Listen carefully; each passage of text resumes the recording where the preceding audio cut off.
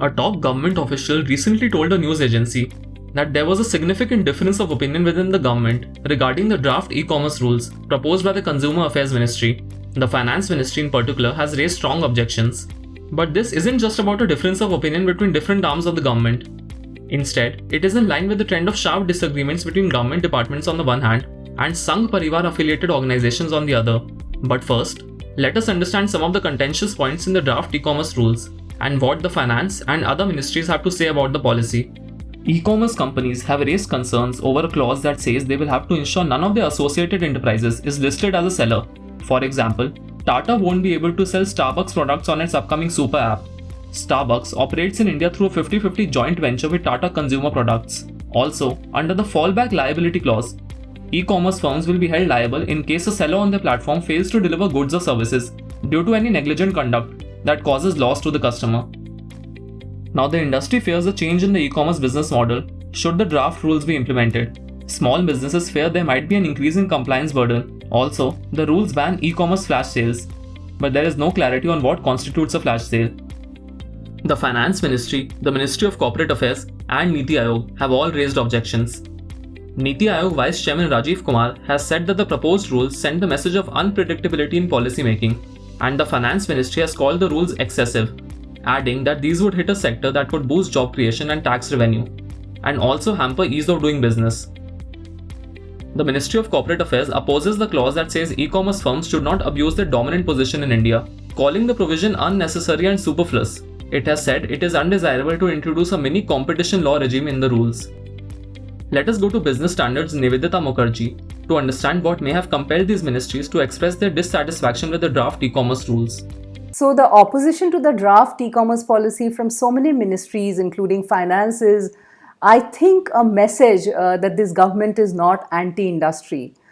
Besides Finance Ministry, Corporate Affairs Ministry and government think tank NITI Aayog have raised red flag against some of the clauses in the draft e-commerce policy. The point that they have made is that clamping down on flash sales by online majors and holding e-marketplace firms accountable for every violation by sellers on such platforms will be counterproductive for businesses.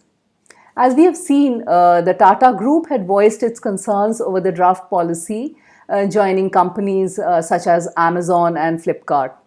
And it's difficult to ignore the opinion of a conglomerate like the Tatas, which recently put in a bid to buy Air India. Tatas, of course, are planning a super app, and such policy clauses would make it a difficult business. However, the Confederation of All India Traders, or CATE, has firmly backed the new rules. Previously, it had criticized the NITI Aayog for interfering in the e-commerce rules proposed by the Consumer Affairs Ministry. CATE had also alleged that since its inception, NITI Aayog had done absolutely nothing to support the 80 million traders of India. In a statement to Business Standard, CATE National General Secretary Praveen Khandelwal also aimed fire at the finance and other ministries for opposing the draft rules. Today, NITI Aayog is pointing fingers at the e-commerce rules, but it did not utter a single word when the laws were being violated by these big e-commerce goons. Was it not the duty of NITI Aayog to ask them to follow the rules strictly? The same is the case with other ministries and departments. Today, they are poking their nose. Why did they keep quiet when these companies were continuously flouting the rules? Said Praveen Khandelwal, National General Secretary of CATE, in a statement to Business Standard. Khandelwal is of course referring to the very serious allegations against Amazon and Flipkart of giving preferential treatment to a few seller entities in which they indirectly held stakes. Importantly, this is not the first time that we've seen such disagreements between the government and other bodies or associations that are not involved in policy making but share the ruling party's ideology. Actually, this is not the first time that there are divergent views within the system. Finance Minister Nirmala Sitharaman had said recently that it was wrong to call Infosys anti-national.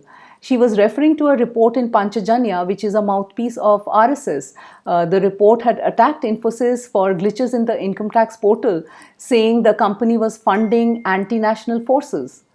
Earlier too, there have been similar instances. A task force constituted by the Finance Ministry, for example, had said the Department of Telecom's suggestion on 5G reserve price was a bit too high.